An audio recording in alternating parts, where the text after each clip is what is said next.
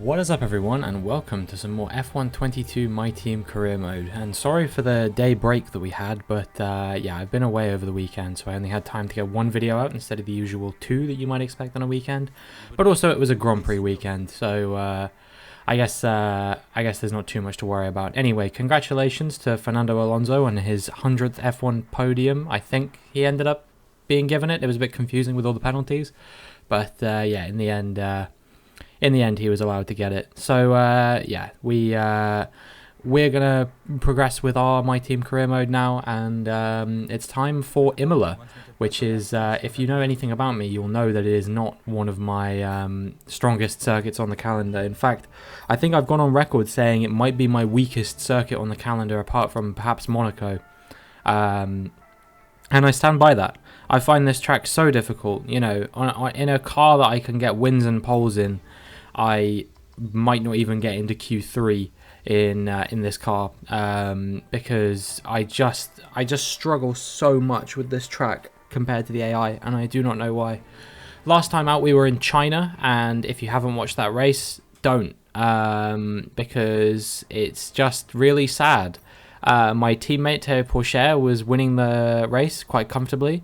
I was closing him down towards the end of the race, but then his car broke down and I just inherited the victory anyway. I really didn't want that to happen. I would have much preferred if, you know, I could have overtaken him fairly on track and maybe he could have come home for P2 and 18 points. But yeah, the game said no, so I'm hoping that he will be able to bounce back here in Imola and perhaps grab a first win 1 year after he was cruelly denied a first win due to a mechanical failure in the sprint race. And yeah, I skipped through that quite quickly, but yeah, we did okay in practice, if I remember correctly. It wasn't terrible, but I was looking at it like, yeah, it was a bit of a struggle, but it wasn't so bad. I must have been on autopilot, just progressing through, Crofty speaking. But yeah, so Théo Pourchaire, sprint race last season, had the failure, and that kind of screwed his entire weekend. And then I obviously had a failure in the race itself. So I'm hoping that yeah, if he can claim another pole here to make up for the fact that I'm probably not going to do fantastically well, that would be my ideal scenario for him. But you know, we did get P2 here last time out, so perhaps we could actually find ourselves on the front row of the grid once again. But you know, the AI gets better with every season, and I feel like we might struggle a bit more this time out. We do a first lap on a set of soft compound tyres. They're a fresh set, and it's good enough in the end to get us through, but only just in P16. Yeah, I was going to go again, but I thought it was raining. It said on the radar that it was raining, but it wasn't severe enough weather to the point that we needed to change tyres. We actually get a bit of damage there because I wasn't really paying attention. I hit a bollard and then I turned into the wall. But we set a 117.4, and because the rain's starting to come down, I actually think this will be good enough to see us through.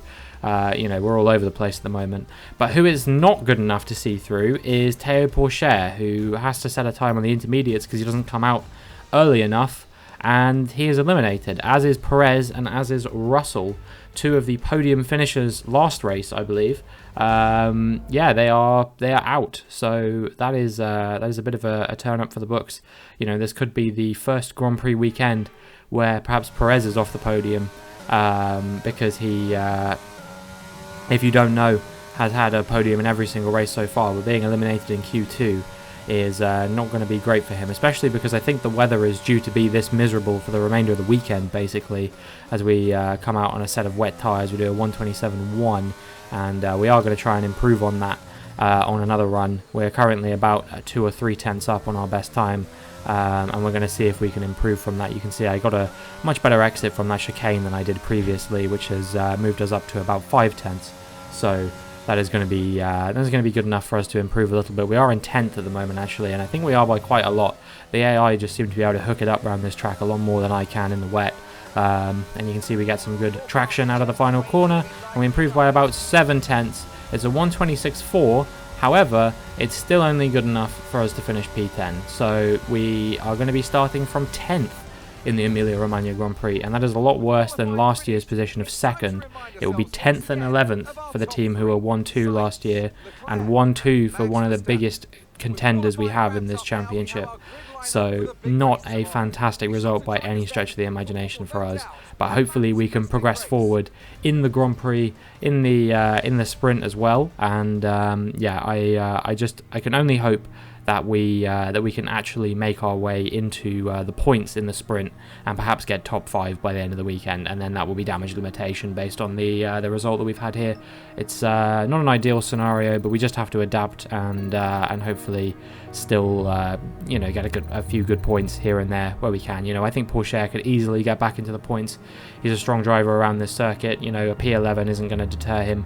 Hopefully he can make a few overtakes in the wet. He's got very good racecraft now because we've invested so much in our personnel facilities. It would be disappointing if he didn't do at least somewhat well.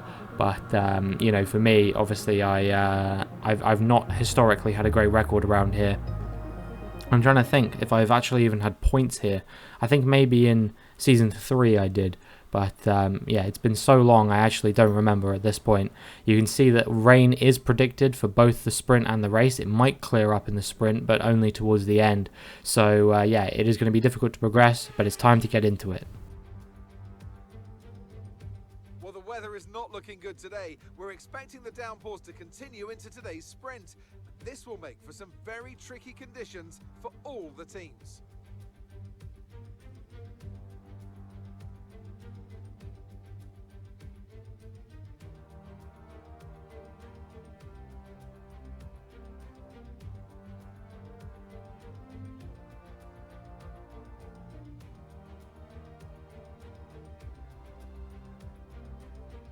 Let's run you through the driver grid order for today's exciting sprint. An immense lap from Carlos Sainz yesterday puts him in pole position, and it's Charles Leclerc in P2.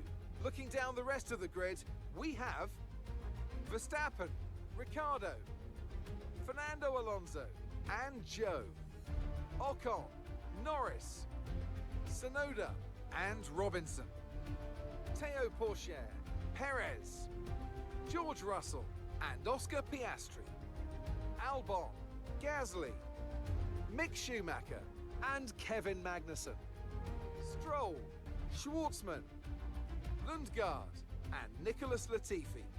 And with preparations almost complete, let's head trackside for today's sprint.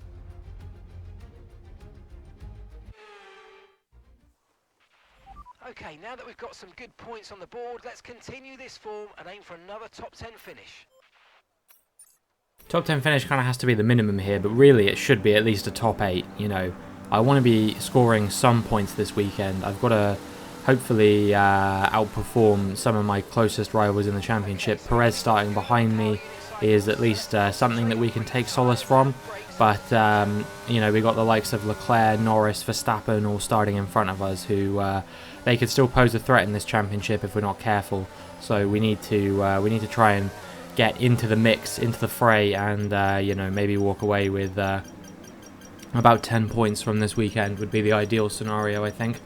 But yeah, it's just not the best thing that we could have had happen to us in qualifying overall. We did get a poor parking there as well, so yeah, the lights come on and the lights go out, and you can see that we've had an okay start, but it's really not been that great. Pourchaire is already gaining on us, and he's blitzed past into P10, and yeah, we're just getting swallowed up now. You can see Perez going around my outside. I think Russell might challenge up my inside here. Yep, he somehow finds space on track there, and we all make it through without any issues. I have to squeeze Perez out a bit wide, and he loses a few places there. He's been overtaken now by Schumacher and Albon. So yeah, we're down in P12 off of the start, but we're going to see if we can regain some of the positions on some of these cars. Maybe try to go around the outside of Russell there, but he goes up the inside of Tsunoda, and he might be through into P10 now. So yeah, unfortunate for Tsunoda, he's lost a few places off the start. We're being attacked by Mick Schumacher now, but he is going to have to yield because you can't have two people go through that corner. It doesn't work. Just ask Guan Yu Zhou and Pierre Gasly. And I'm still only in P12, and Tsunoda and Russell are kind of driving away at this point. So yeah, it might be It might be a bad situation for us here, where we are just really slow compared to the rest of the cars on track, and we can't make any overtakes happen. I really hope that isn't the case. I was kind of hoping there might be a bit more carnage up front, perhaps, but it doesn't seem like it's going to be that way so far. So yeah, it's not fantastic, and I just hope that we can. I hope that we can recoup something from this, because right now it is looking pretty hopeless. But as we move into lap 2 now, you can see that I am sort of gaining on Tsunoda. It's only really in the straights that I'm doing it, but in the corners, especially in the traction zones, these guys are just significantly faster than me at the moment, and there isn't much I can do to speed things up a little bit as we come onto lap 2. And yeah, you can see that Mark is suggesting that I should do something with battery. You can see there was a yellow flag behind there. I'm not quite sure what that was for. And now there's a yellow flag ahead. As you can see, Joe spinning off the track in front of us there. I'm not sure if you quite caught that. I actually didn't see that when I was so preoccupied with what was going on behind that I didn't notice that there was a yellow flag in front. And I completely didn't even see that that Joe had gotten ahead, or I'd gotten ahead of Joe, rather. I just, you know, I can't remember what lap it even was, but at some point I realized I was 11th, and I was like, wait, when did I get there? But yeah, you can see now we're on to lap 5, and I think the track is drying out a tiny bit. And as we find that the track is drying out a bit, I find that I'm gaining a tiny bit on Tsunoda, perhaps. Not a drastic amount, but yeah, at least a little bit. We went over one of the corners there at some point and got a warning, but yeah, I don't think we're going to have to worry too much. There's only 5 more laps, so yeah, hopefully we can just escape without getting a penalty. Hopefully we can keep Perez behind as well, would be ideal, and maybe we can get ahead of Tsunoda before the end of the Grand Prix. We come now on to the end of lap 6 and the start of lap 7, and yeah, apparently we seem to have some kind of problem. So that's not ideal, but hopefully we can race to the end even with that problem. Yeah, something about Imola our cars really don't seem to like, by the sounds of things. You know, we had 2 failures over the course of the weekend last year, and it's looking like we might be staring down the barrel of another one this time out, unless we can you know, see the fault resolve itself. But I think it's been a little bit too long, and indeed you can see that. It's some kind of engine failure by the looks of things. I don't know what component it is exactly so far, but we're going to have to pull off to the side of the road, and that is not the way I wanted this sprint race to end by any stretch of the imagination. Yeah, really disappointing result, especially considering we were hoping to get back into the points-paying positions in the Grand Prix. It is going to be significantly harder to do that now that we are going to be starting in plumb last. You know, we're going to have to do a component change, all of that kind of thing. We are screwed, really.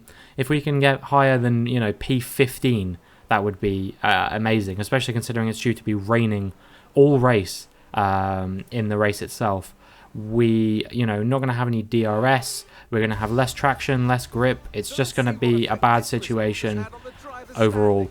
Porsche actually did recover all the way to P5, so that is a fantastic result for him. Perez got up into P11, which isn't great, but yeah, he still might be able to recoup more position in the race, perhaps score a few points.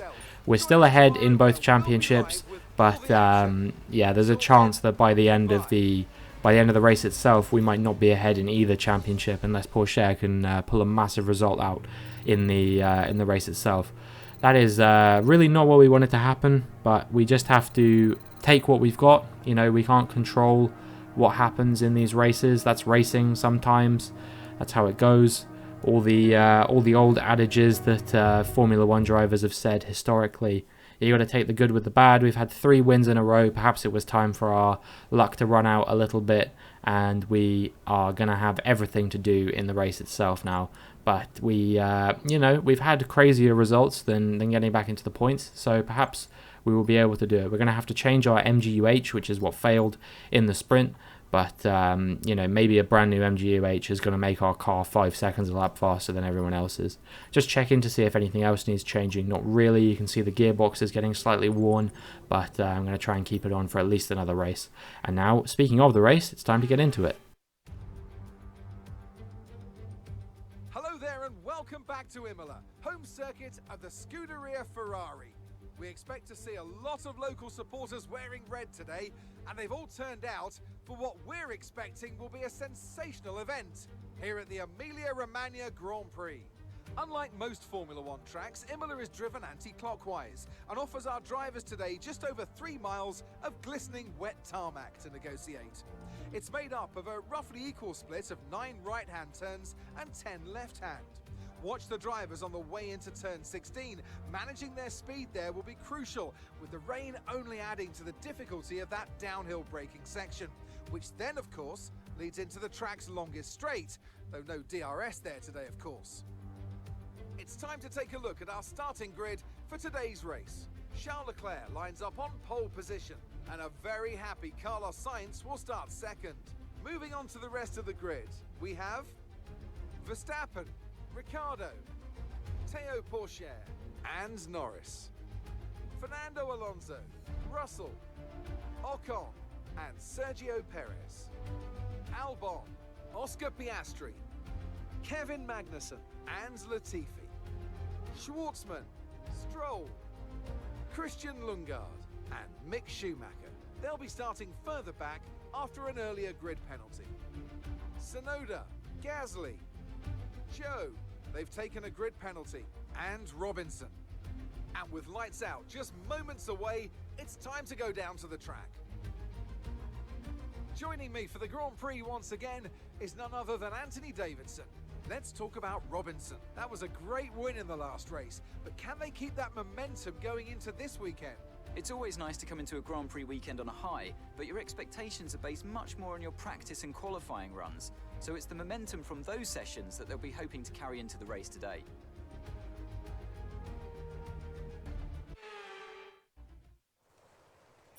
Absolutely no chance. If we win this race, I will do a 100% simulation damage Grand Prix around Monaco. That is how confident I am that we will not be winning this race. But you know, if we can recoup any kind of position, that would be fantastic. For some reason, we're showing as being above Gasly and Joe on the like the, I don't know what you call it, the timing tower on the left, but we are behind them. We are in last.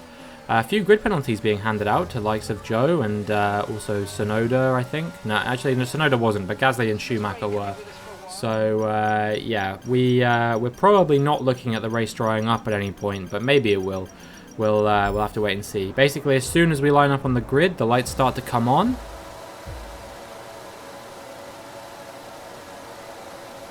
And the lights go out. That took a very long time. I was almost jumping the gun on commentary, never mind in the race itself. But yeah, Joe and Gasly are battling quite a lot. We've lost touch to basically all of the cars ahead. We don't get a good start in the wet usually. We're looking to potentially go up the inside, but we think better of it. There just wasn't room there for 3 of us to go through that corner, so I backed out of the move. You can see that Joe has already made up a position on Gasly, and Gasly has fallen down to P21. He's trying to attack to the inside now, but he's going to move back to the outside when he realizes there's no way through for him. I'm potentially looking at going on the outside, and you can see I get quite a lot of gravel on my tyres for my troubles. And yeah, everyone's backed up a little bit, and we actually take the opportunity while people are holding each other up to go around the outside of Pierre Gasly and move into P21. So he's fallen all the way to last at the start of this Grand Prix. He's going to try and attack me into the same corner that Joe attacked him into back in 2022, and yeah, he has to settle for second best on that occasion, and we are now up into P21 and looking to move forward slightly in this race if we can, but it's not going to be an easy task by any stretch of the imagination. You can just see in all of these traction zones the AI significantly move further ahead than me, and in some of them they brake so hard that I have to kind of move sort of, you know, off to the side or something like that to try and avoid making contact with them or anything like that. So yeah, we find ourselves with a lot to do, and yeah, we're going to have to get really lucky with the AI. We're going to have to try and do more of those kind of sweeping moves around the outside like we did on Gasly, because I don't think that there's going to be many opportunities for us to get into a position where we can overtake on a straight. I just don't think we're going to have the traction to do it. You can see that even there, when we had a run on Joe, we just lost it quite quickly. Potentially look around the outside, but yeah, can't find the run on him once again. I thought we went off the track there, but the game seemed to think otherwise. We look at potentially going around the outside of him there, but we don't make it work, and that's compromised us a little bit, and that is going to allow Pierre Gasly to challenge us into the same corner once again. He's a lot further ahead on this occasion, but I am on the outside line. That's usually the superior line there, unless you really send it into that corner. And you can see that we have held on to P21 once again. So yeah, not a great start, but at least we haven't, you know, stayed in P22. At least we've made up some kind of position. Now we go through the chicane once again. You see we actually get a pretty good run there, and Joe had a bit of a snap of oversteer there, and we're going to try and capitalise on that. We go wheel to wheel with him. We're burning a lot of battery on the run down this hill to the first Ravazza, and we're going to see if we can outbrake him, and indeed we do manage to do just that. And yeah, we gain P20 off of the Mercedes driver, who is having a torrid time so far. Now we're going to try and attack Lance Stroll into the first chicane as well. We're going to try and go around his outside, see if we can brake later. And yeah, around the outside you can see we do just that. He was keeping his foot in, but in the end he just had to back out because it was just not going to end well for him whatsoever. And yeah, that is a P19 for the taking now. So my P15 prediction might come true yet. You can see there is actually a big train of cars up in front. Tsunoda, Schumacher, I think that's Latifi or Albon, not sure, one of the Williams is ahead of them. This is Lance Stroll we're now looking at, and you can see that for the second race in a row, he has got some kind of mechanical problem that is going to cause him to peel over to the side of the racetrack, and he is going to be out, much like he was in China as well. So yeah, not a fantastic result for him, but yeah, that is not what you want to see whatsoever if you are an Aston Martin fan. Actually not too dissimilar to what happened in real life in Saudi Arabia at the Grand Prix this weekend. Topical references. Thank you very much, Lance Stroll, for showing that off. But yeah, we now find our way up into P19 still. Actually, we didn't make any overtakes off that. Of course, we were already ahead of Stroll. What am I talking about? And yeah, lap 14. I think the track is actually starting to dry out a tiny bit. It definitely feels like it's getting faster. So yeah, you can see there we were improving up until the final sector. So I think the rain is easing off maybe a little bit, and we're going to try and capitalise on that to make up a position on Tsunoda if we can. You know, when the track dries out, we start to get a bit faster. So hopefully that is there's going to be something that we can capitalise on. But as we move on to lap 16 and into lap 17 now, you can see that a few cars are coming in to fit another set of intermediate tyres. They seem to think that the rain is going to stick around, but I just can't shake this feeling that the track is going to dry out.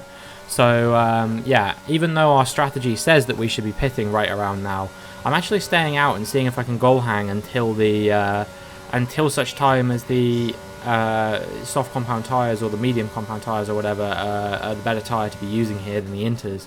You know, I think honestly we could do this on one set of Inters until such time that the slicks are worth doing. Here you can see at the chicane where Leclerc dropped it last year, Max Verstappen has done the exact same thing from the lead of the Grand Prix this time, and that has resulted in Perez, his teammate, actually taking the lead. These guys have also stayed out. I don't know if they're doing the same thing as me. You can see that over the course of the race I've actually acquired quite a lot of underbody damage. I'm very aggressive through some of these corners, and that's allowed me to pick up quite a lot of damage on the floor. But yeah, we still actually had pretty good pace. You know, we weren't being caught by Leclerc so drastically that I was worried that, you know, I was going to just go backwards and backwards and backwards.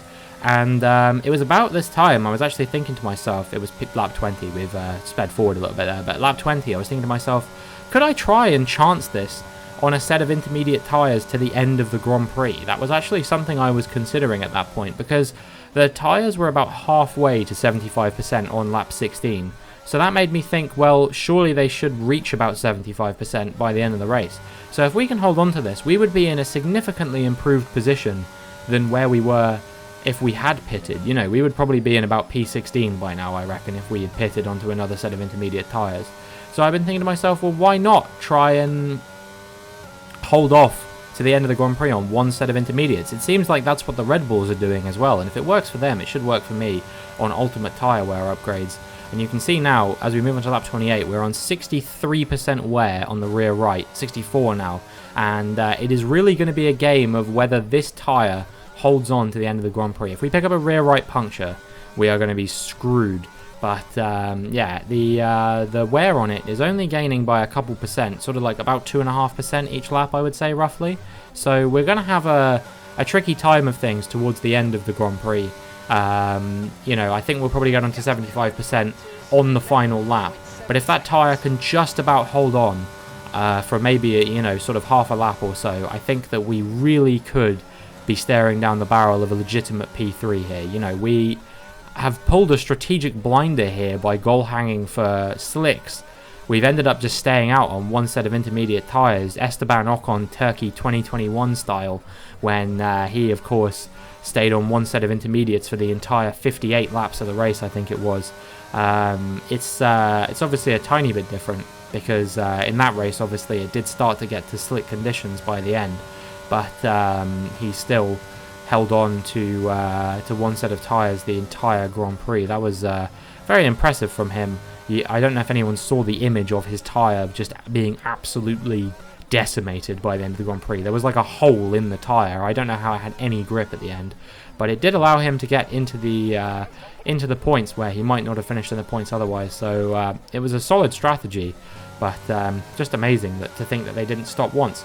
And that is what is potentially going on here with myself and Perez and Verstappen. I think we all are potentially looking down the barrel of a zero stop. Yeah, almost certainly we are now. I feel like we're committed. There'll be no point stopping now, even if we did get a puncture. Well, maybe now, but once we get onto lap 32, there would be no point stopping.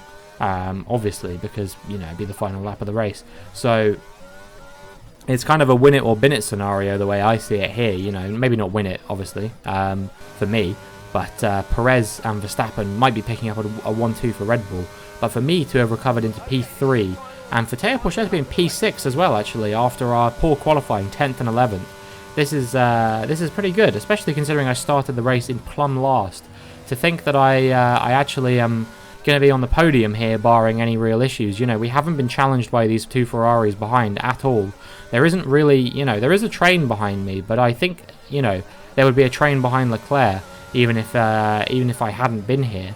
So yeah, just an absolutely outstanding result. You can see the rear right is on 74%, and there's only really 2 high deg corners to go. Sergio Perez wins the Grand Prix, but we are going to hold on to this, I think, unless the tyre blows up in the final corner.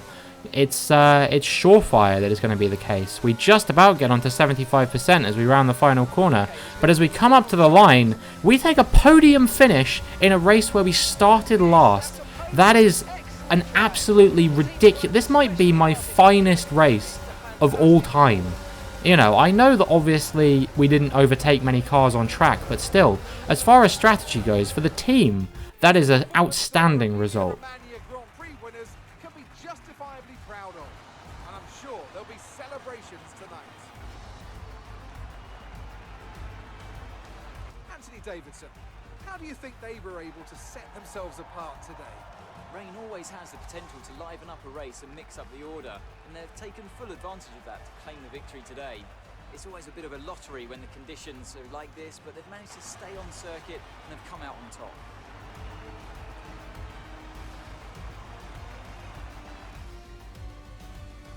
Here come today's winners. The team at Red Bull have done a phenomenal job recently, and it's clear to see that they've put in the work, and they should be so proud of the victory they've secured here. So Sergio Perez is the first driver, not me, to win a race this season, and that just kind of cements the fact that I'm pretty sure he is going to be my rival in this year's championship fight, rather than Charles Leclerc like last year. You know, he's been on the podium in every race so far, including this one, and yeah, he's probably the closest to me in the championship. I'm sure of that. And a great recovery drive from him as well, actually, to come all the way from 12th in the qualifying to eventually win the race. Wasn't the best weekend for our championship leader, and their advantage at the top has been reduced. So then, it's time to see how this result affects the Drivers' Championship. Well, after an incredible day of racing, who was your driver of the day, Ant? I have to give it to Robinson. They did a great job at getting the most out of their tyres without losing pace, something that's a very handy skill to have in modern-day Formula One. It's time to see how things are shaping up in the Constructors' Championship. The lead at the top comes down after a strong weekend from the challenging pack. It's been an absolutely wild weekend of Formula One action. I can't wait to see what's next. I can't wait to see either. 1 point separates our team from Red Bull at the moment, and I mean, Théo Pourchaire needs to kind of get his arse in gear if he wants to find himself in this race seat come what will it be, Austria, I think, because he is not really delivering what I would hope from him at this stage. Obviously, I know he's had a bit of bad luck losing the win in China due to a mechanical failure, but still, you know, the issues here and in Bahrain were all of his own doing, really. So yeah, he needs to step it up, because at the moment I'm not looking particularly impressed with him, especially considering we've almost breached the 100 points mark already in the season in only 4 races, and he's only down there on 30 in P6. That is not really where I was hoping for him to be. He's going to need to make a strong recovery if he wants his contract to be renewed. But yeah, for Perez, he closes me down by 11 points, closes the gap to about, I think it's about 17 points in the championship. So yeah, definitely scope for him to come up and get me if he goes on a strong run of form. But for the time being, we are really looking like a formidable force in this year's championship. You know, we're looking like the Max Verstappen of F1 2026 as it is, and yeah, I can only imagine what the future holds for this team and for the team's championship. You know, 1 point separating our two teams is going to be it's going to be a hard deficit to overcome by myself. You know, it's going to be hard for me to keep them behind when they've got 2 strong drivers in Perez and Verstappen. You know, I'm going to need to get a really strong run of results if I want to keep them behind. But you know, I'm going to try and do everything I can to make it happen. We really did have just such a solid performance here, all in all. You know, we were being challenged by Leclerc a tiny bit, as you can see, but all in all, like, he didn't really pose much of a threat. Even with floor damage, I was, you know, making a good account of myself. So I can't really be too disappointed with how this went. I mean, I'm elated, really. I think Verstappen will be very disappointed that he lost that win due to a spin. I think Perez was actually leading before, and then Perez had a spin right around the time that some of the cars behind pitted. And then Verstappen hit him right back with another spin, which allowed Perez to regain the lead. So perhaps a little bit lucky for him, but you know, if Verstappen really wanted to win the race, he wouldn't have spun. That's kind of how I look at it, you know. I'm like, you know, you need to be measured about this kind of thing. If you're 5 seconds in the lead, why the hell are you pushing so hard that it's going to push you into a spin? I understand if you're trying to gain on the car behind, but I would never want to find myself catching myself out in a spin when I'm in the lead of the race comfortably by, you know, 5 or 6 seconds. It just seems a bit silly from both of them, really. Obviously, we miss out on one of the sponsorship targets on this occasion because we didn't get pole or win, but you know, you can't win them all, as they say. So next up is going to be Miami, but that is going to be it for this video. So if you enjoyed, make sure you like and subscribe. Thank you so much for the support on the recent videos. It's been absolutely incredible, and hopefully I will see you in the next one.